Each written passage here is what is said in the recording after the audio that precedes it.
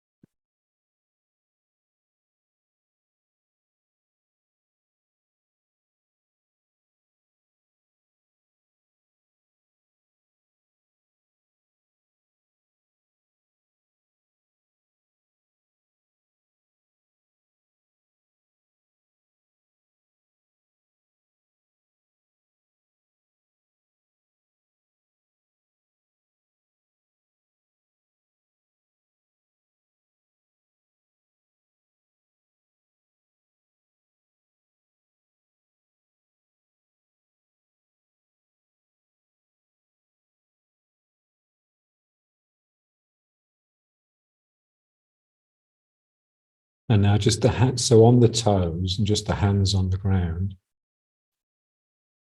And with that same feeling that we had with the stick, like the hands are sort of contending with each other.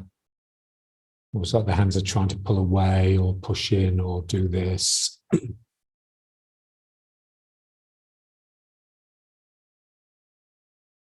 So there's always this sort of play going on. So what we like is that when we stand up, there's that same sort of thing happening in the legs and the feet. Almost like I'm using my purchase on the ground to get some sort of internal movement in my own body. So here I can use the play on the ground with the hands to get sort of movement in my chest and my spine.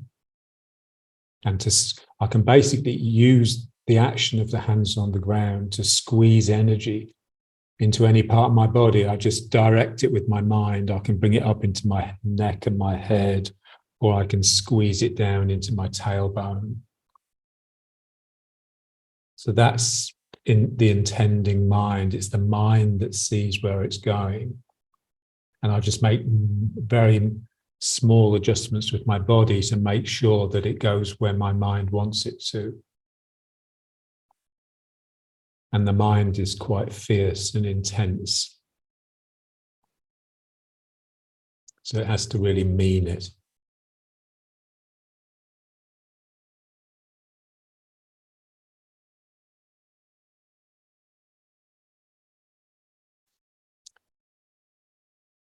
Yeah, so when we're using tension like this, we just have to be really careful it doesn't get too much. So always bringing it back to a ground of relaxation.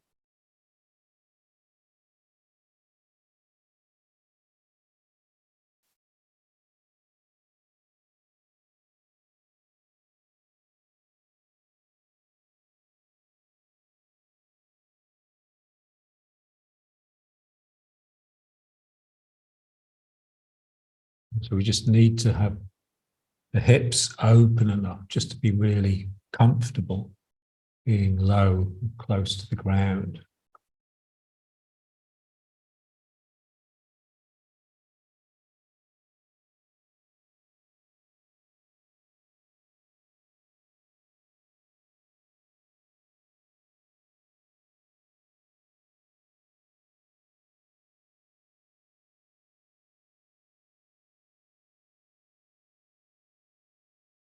Just sitting down, just with the legs open.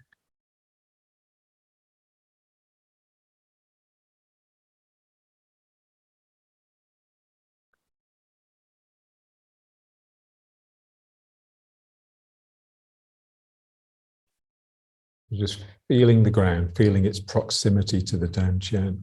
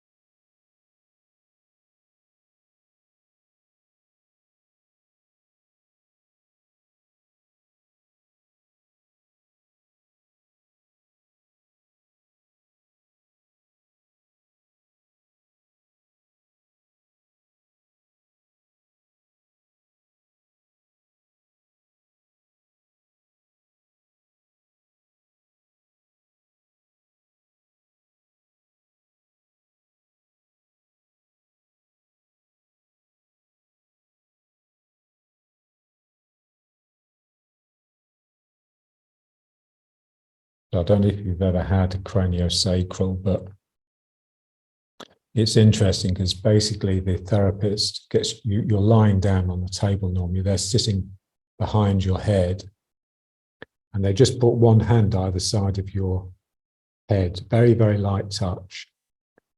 And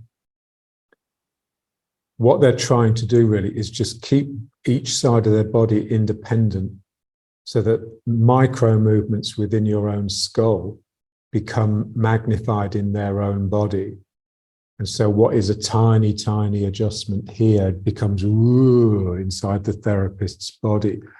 And that magnification magnifies it for you as well, having the therapy. So suddenly you feel like your head's being sort of stretched and changed, yeah? And so we'd like that sort of feeling.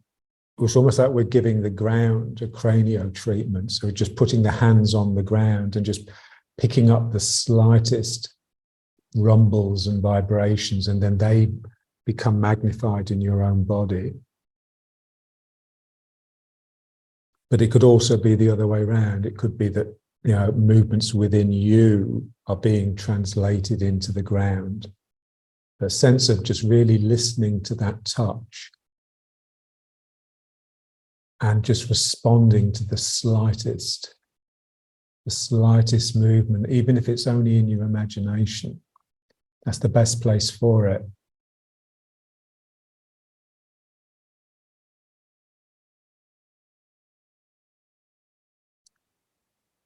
Yeah, so in a sense, the truth is it's what you pick up that no one else can feel. Yeah, so it's unique to you. We all have our own truth. We all have our own engagement with the world.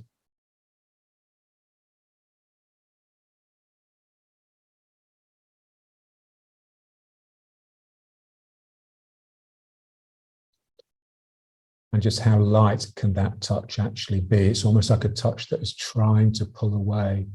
It's trying to stretch the strings of the points of contact.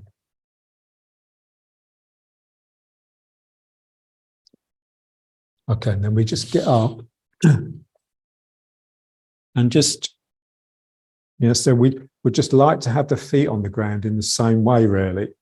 So they're just very delicately just feeling the ground, and they're sort of shifting and moving because the ground is shifting and moving. So the ground has energy. There's like something there that's moving. This is the feeling, almost like there's plates and they're just shifting a little bit.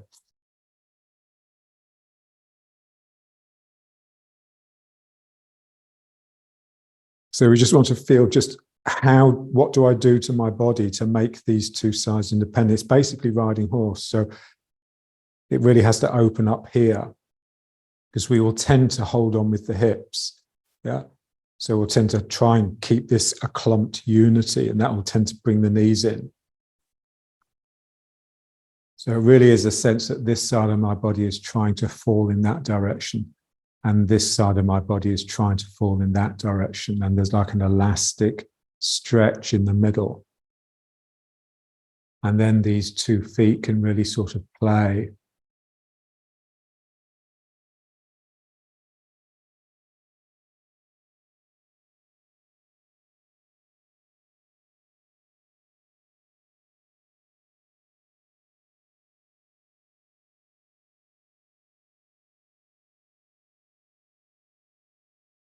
And the same way with the hands, we sort of place the hands on the ground and then almost try and lighten and lighten and lighten the touch by having a sense of pulling them away whilst they're remaining in contact. You can get that feeling with the feet as well. Even though you've got gravity, obviously, sort of really pulling you down, so you're heavy, but you can get a sense that your knees are trying to lift the feet off the ground. You're trying to create a little bit of air between the ground and your foot, especially with the instep. Yeah. So you've got your weight charging down like this, which is passive, if you like. That's just me allowing gravity to pull me. I can't really do anything about that. But then I just want this feeling that I'm drawing energy from the ground. I'm not just allowing it to come up into me. I'm sucking it by really opening my legs and trying to lift my knees. So basically trying to activate the hamstrings to bring my knees up, or bend the legs, if you like. And that's very active. So my own weight flowing down the outside of the leg is passive, but my draw of the energy into my down, like my down chin is like a mouth. It's with a straw. There's a straw going down each leg, and the mouth is just sucking and drawing energy up into it. All the time there's this play going on between. So there's all the time there's a real, almost like a desire to turn. Yeah. Something in me just wants to destabilize on the turn all the time. I'm wanting this to be just a constant. I don't want to be locked. So we just have to psychologically train ourselves to really dislike stillness, the wrong sort of stillness. So a stillness that is locked and frozen. So now let's just turn it. So when we do this turn, you really want to feel the two legs are sort of pushing against each other, like two currents in a river or the sea, where you get two currents going in opposite directions. And when they're close enough, you'll get like a whirlpool where they sort of meet. Yeah. So that's the feeling here. My two legs push past each other and I become the whirlpool that's created by these two currents. And I just want to just keep the legs supplying enough energy to keep this whirlpool swirling. Just feel its centrifugal energy. Yeah, so like with the whirlpool, it sucks things in, but also if you hit it, it will throw you out as like like a tangent. So the same thing here, part of me is being drawn into this center, and another part of me is trying to whip off like this.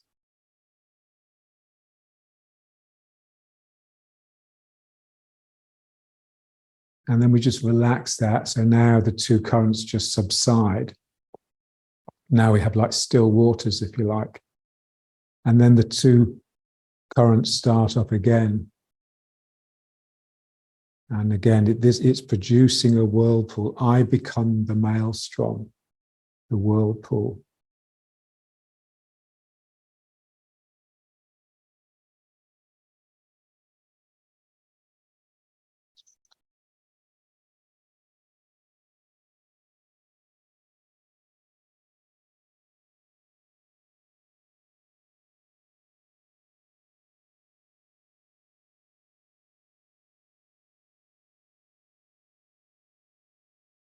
And then just relax it. And now the waters have just become still, if you like.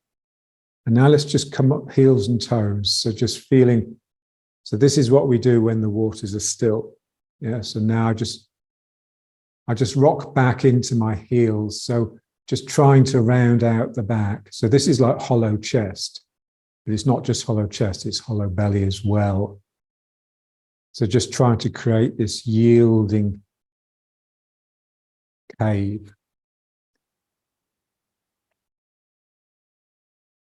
So this sense that the more I can draw my chest and my min-meng backwards, the more reach there is on the arms. And then just coming onto the toes and just feeling the utter transformation from this stable, rooted, long energy posture of riding horse into this really trembly, unstable spirit posture.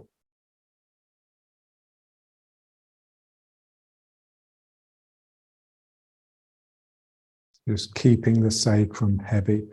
It's that heavy sacrum hanging through it that gives it a vestige of stability, just enough stability to be able to maintain it.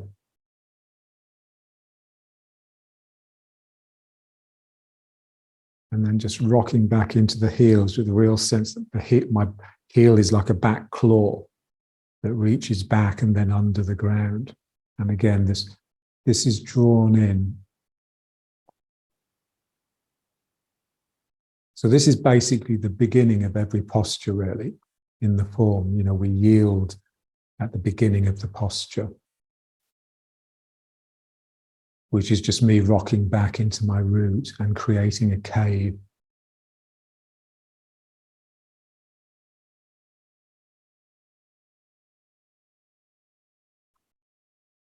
And then just coming off the heels. Feeling, keeping tightness in the dantian so your bum doesn't stick out too much.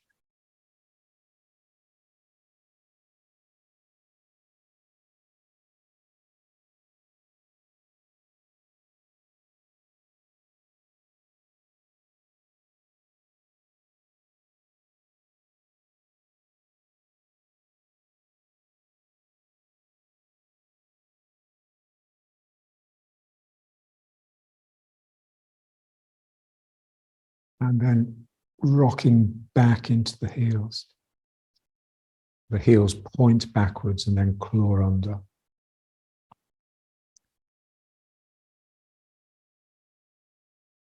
Okay, now let's get the two currents started again from the feet. Yeah, so that produces a turn.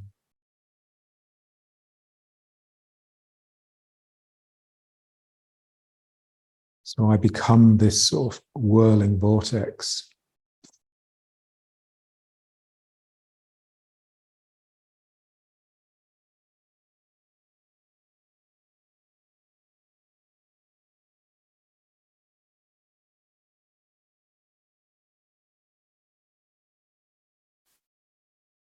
Really feeling the back leg supplying the front hand with basically a straight, reasonably straight line of energy, and the front leg supplying the back hand with this real twisting hooking type energy.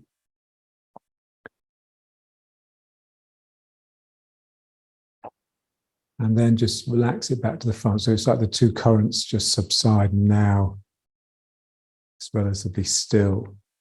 And now just feel the 2 feet. Yeah, so like they're on the bottom of the river, and it's sort of gravelly or sandy. So there's this sort of, there's movement in the ground because it's composite. It's made of lots of little bits. Yeah. And then here, I just turn this, and now the currents have started again.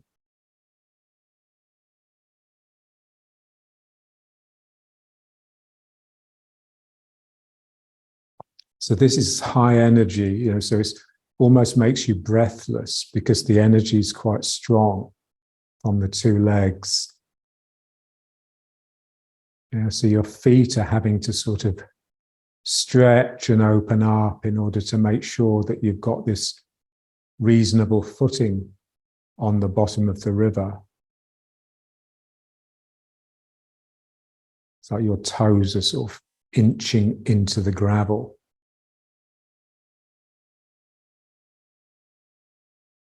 All the time, just trying to keep it open here so that you do have some sort of circularity, some sort of whirling.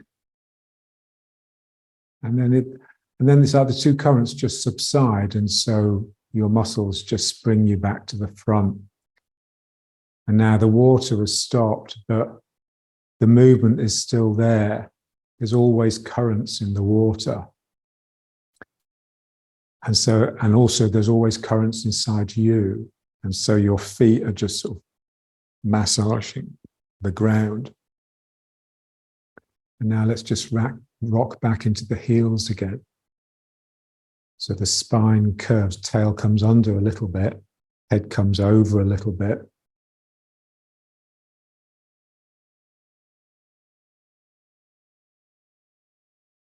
And then just rocking forwards off the heels onto the toes.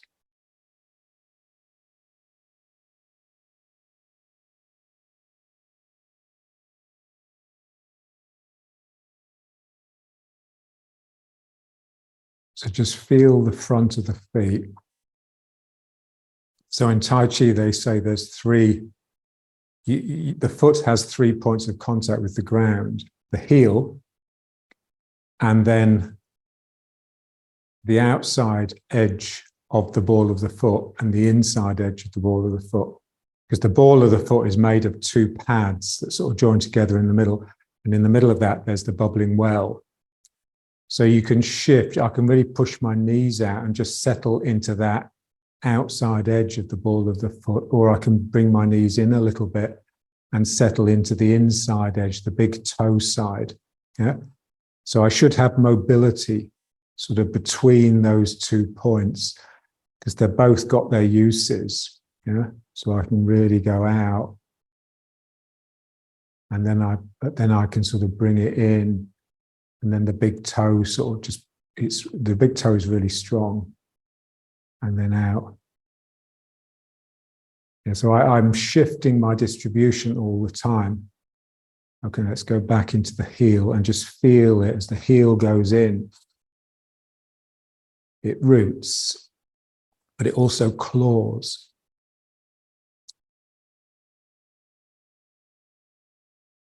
And then if you're just natural now, you can feel that, you know, your weight is always shifting over those 3 points. You know, sometimes you'd be more in the heel, sometimes you come into the outside edge, some into the inside. There's this sort of real conversation going on inside your foot. And that will just change how your energy is, you know? So subconsciously, you know, when we're there, you know, when people get a bit shifty on their feet and almost like you can tell that their mind just isn't settled.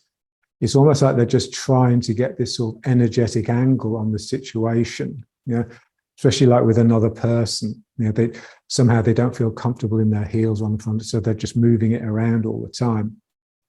So that's the feeling in Tai Chi. You're sort of just there's always this play going on within the foot between those 3 points.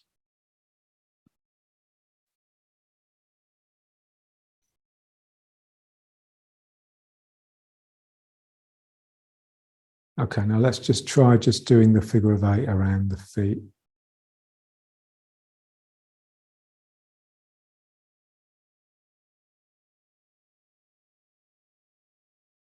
So heel, outside edge, toes.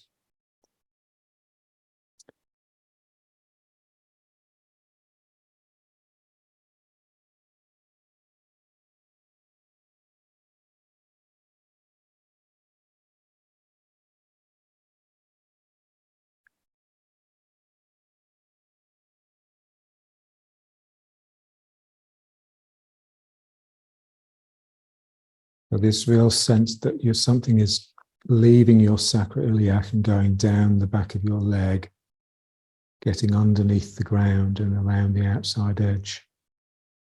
And then it comes back up here into the Dan Chen.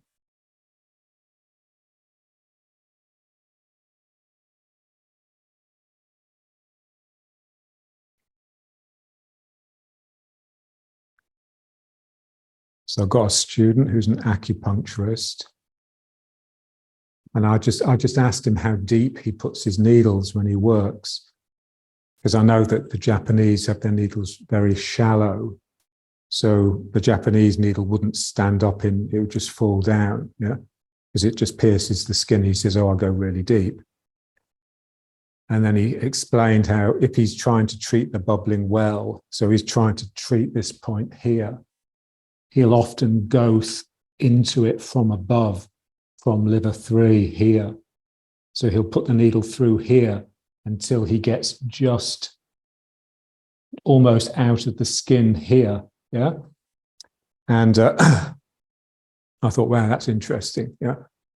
And it just made me realize that, you know, when we try to get into the Dan Chen, yeah, because we tend to think that the mind is here, we tend to think it has to move from here to here downwards, yeah? So there's always a sense, this depressive sense of sort of looking down, whereas really the mind is anywhere.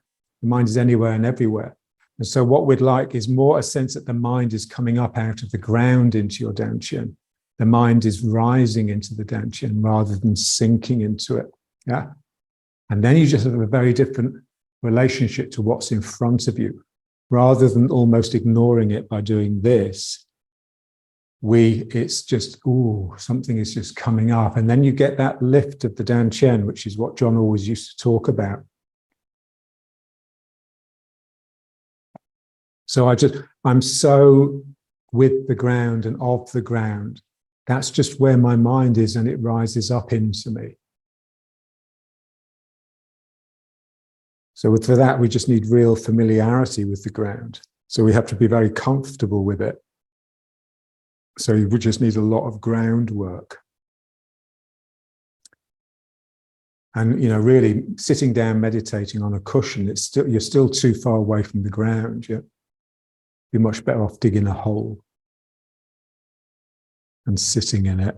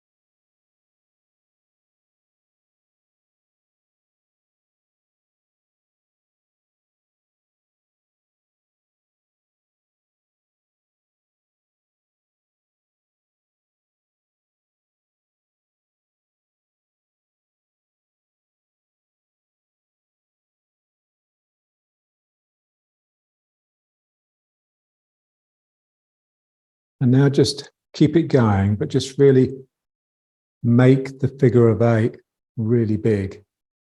So it's going right out here.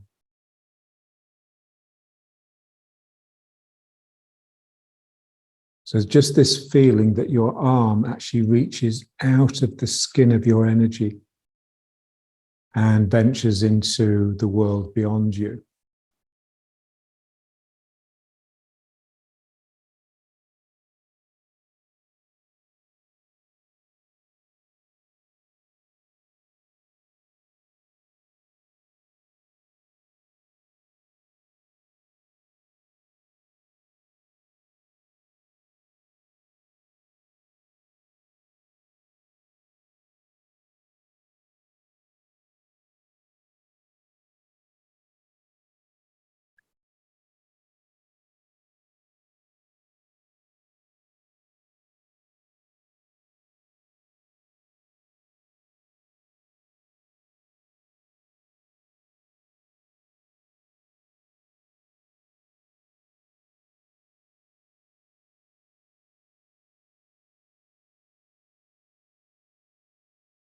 And so we just want that feeling that you're almost falling here, and it's that allows this foot to come off the ground. Yeah. So I want the foot to be able to come off the ground and for me to be in this poised, balanced situation where there's no desire to do this. Yeah. So I really have to reach out beyond myself. So my mind has gone even further than my hand. And then I can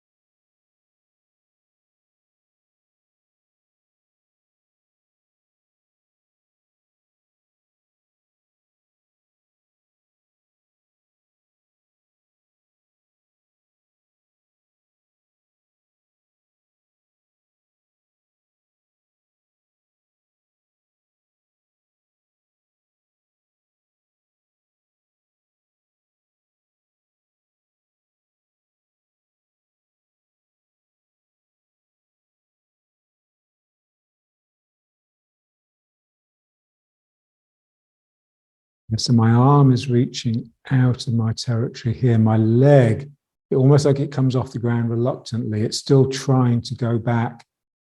So there's this balance between my mind going that way and another part of my mind going this way with the leg. Yeah. And then if I bring the leg up, I would just round out the arm, hold the ball, just like we do in the form. Yeah. So I send the arm out in order to just rupture that connection with the ground. It's quite a big thing, picking the foot up. You got to just break the connection, plus you have to be able to lift this heavy leg up. And then if I bring the leg in, I don't need this out so far, and so I can bring it in. But we really want that sense that something in me has to really expand in order to break the connection with the ground, and then I can hug. So, wow.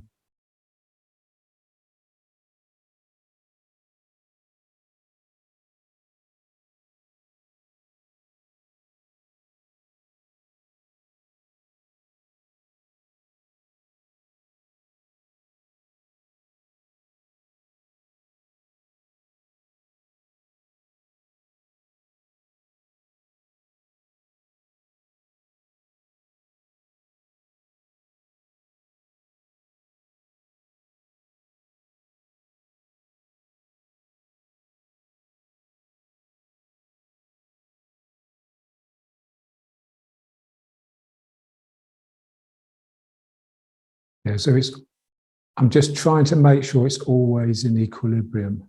And if it is, it will always be unstable. So the only way I can make it feel stable is if I freeze the equilibrium out and just lock myself into a unity. That's what we don't want.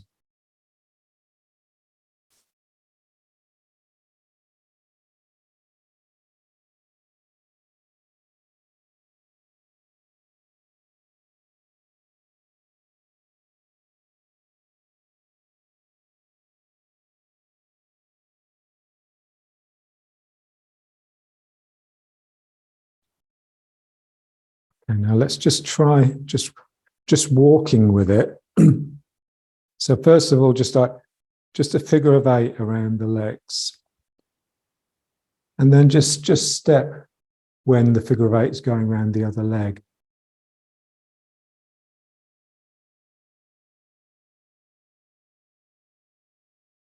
And just try and get used to putting the toes down first, like very delicate. So I put my toes down and then the heel goes down and then my weight comes into it from the heel around the outside edge through the toes. But I want to start off like feeling the ground, like you're dipping your toes in the bath water to find out how hot it is before you plunge in. So I just test the ground with my toes and then I can place my foot and then I move around it with the figure of 8 and that picks up this foot, places the toes.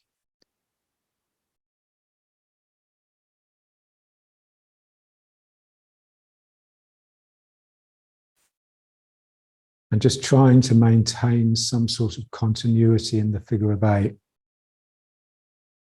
If it stops, it doesn't really stop, it just slows down and seems to stop. But there's this feeling that the movement is always there.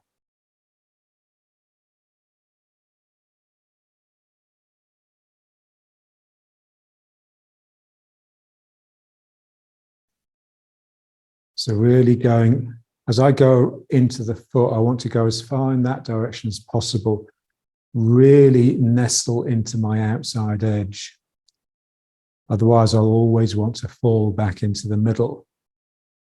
So it's like the middle is the least healthy place to be. The healthiest place is just nestled so much in the outside edge that it's like you're going to fall out of it this way. Castaneda says it as well. Yeah. So you really nestle into that boundary between the known, between you, and the unknown, what's beyond you. So here I just really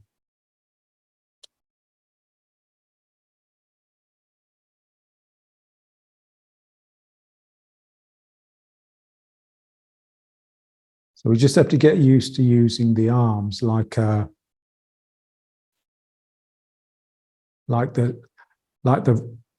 tightrope walker's pole. Yeah. So here I have a pole.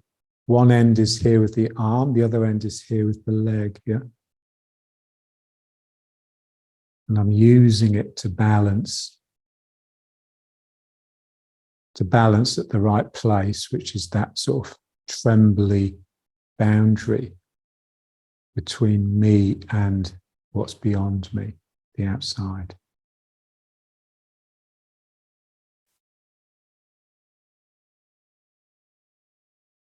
So I just want to get a real sense of the world beyond me. Yeah, because we normally have no sort of awareness of that. Because when we're standing, so let's just bring it back. So when we're standing, normally when we move in the direction that we're looking. So there's a sense that we're sort of opening the curtains and something is pouring out, yeah, when we advance into the world. And so the only part of the world we're normally interested in is the part that we can see in front of us, yeah? So here we just want a real sense of something just beyond here, yeah? And the place in the form where we do it the most, and we do it every time we take the foot off the ground, when we do this sort of action, holding the ball. sending the foot out, the arm out in order to step. But also the place where it's, in a sense, it's most clear is when we kick, yeah? And this hand really goes up and out. And then this hand can be free with the leg. So a real sense of this back hand has reached right out and is almost like I'm resting on a tree or a wall, which gives me real stability. And the hands feel so different. This feels sort of free and capable, but also it feels very much within me, within my space, within my territory. And this feels really interesting because it's obviously gone out of me. And now it's found something invisible to sort of rest against. Okay, let's just continue just walking, because what we want to do is get into the figure of 8 around within the foot.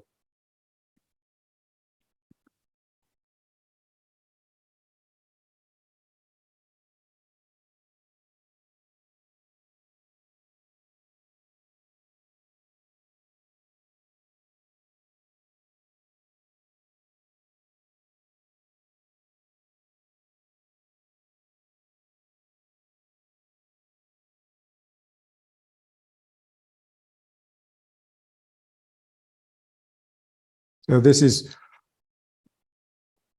because of the ego, if you like, is always, it's like a shriveled version of you.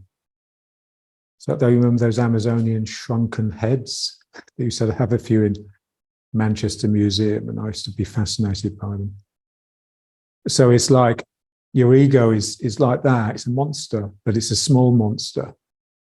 And so when we're with the ego, we never really feel the body. So what we want is to just allow the body to be the template for the mind.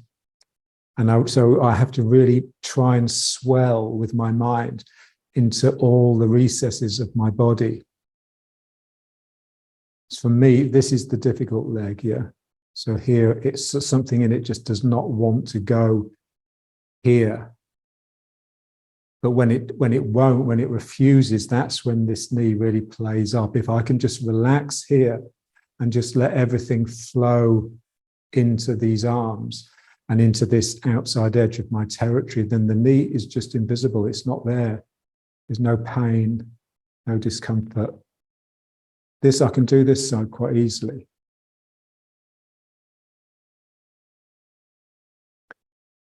Yeah, so in a sense, we're all damaged souls, we're just, at some point, trauma or disappointment or whatever has always reduced us. And so this is, so spirit is the energy that just helps you expand. But for that, you really need an imagination, because I see, of course, the people that are best at it are children, because they have wonderful imaginations. But adults, they just can't activate their imagination. And it's partly that, they're too locked up in themselves, in their egos, but partly because they just don't have the energy. Because there's a lot of free energy here. It's like, wow, I've really got to feel it and imagine it. Yeah. And you become a creature, you become an animal. I was reading Nietzsche yesterday,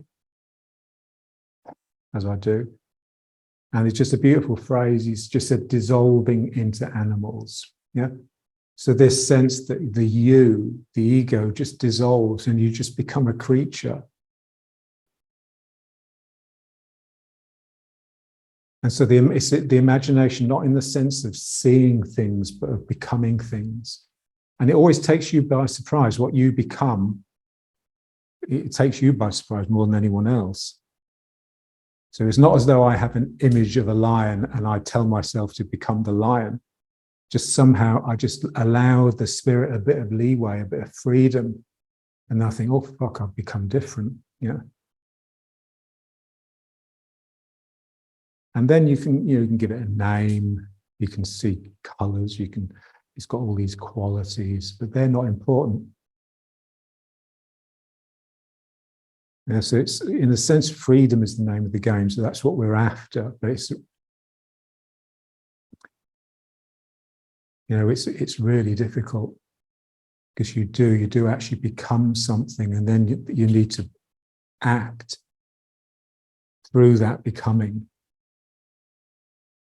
And it's always difficult, because it's always the unknown. Ooh.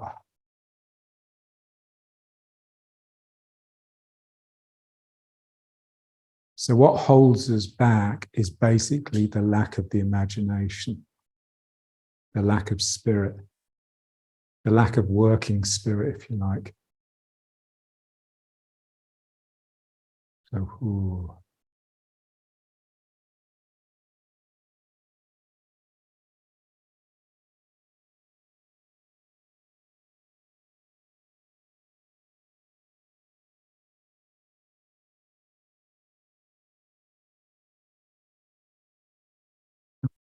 And now let's just bring it back to riding horse.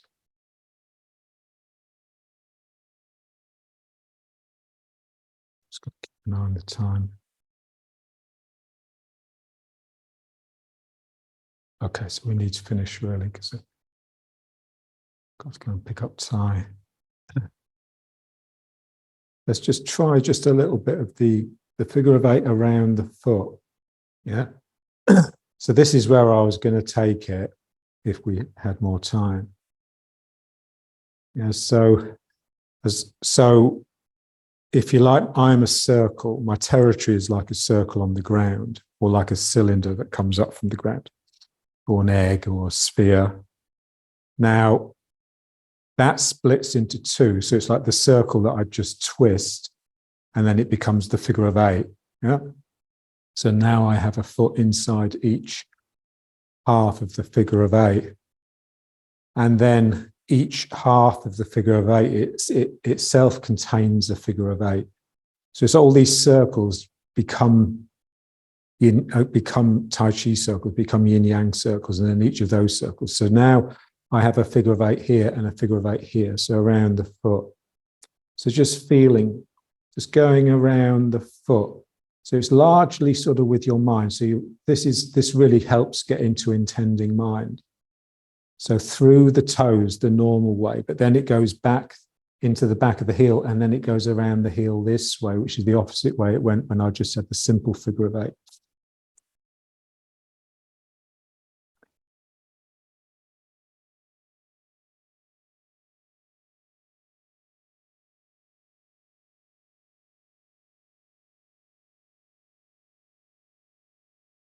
Yeah, so the feet have to become really sort of malleable and twisty, like a baby's feet, before the baby has started to walk.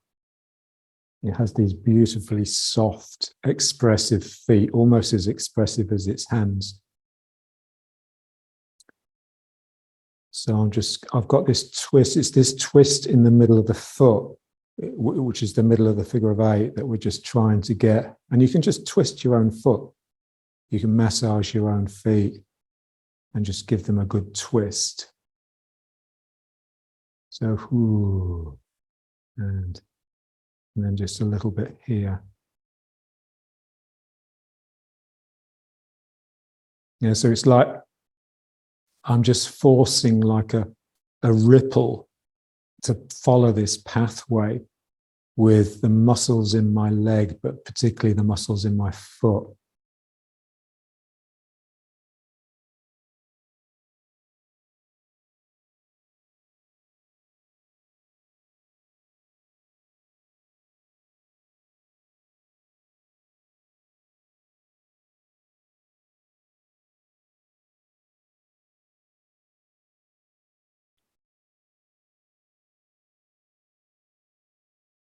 Yeah, so it's basically just this, yeah? So it's just this, but in the feet. So the problem when we do it with the hands is it tends to become so engrossing that we forget about the rest of the body. So just when you do it, just really feel how the hands are just tracing that pathway through the foot, the figure of 8 in the foot. And it's like the same with the hand. The difficult part is getting through the middle on the way down in order to go around the bottom of the figure 8. It's the same with the foot. The difficult bit is going around the heel. And so they're almost identical.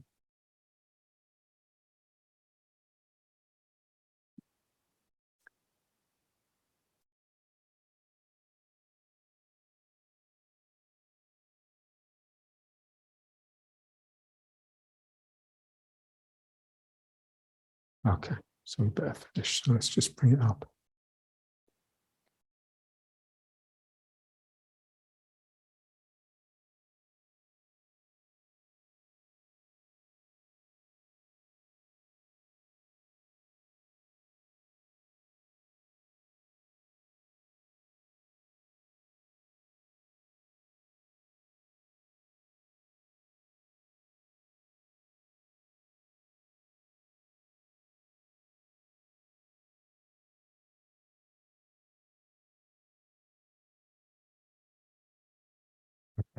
Let's leave it there.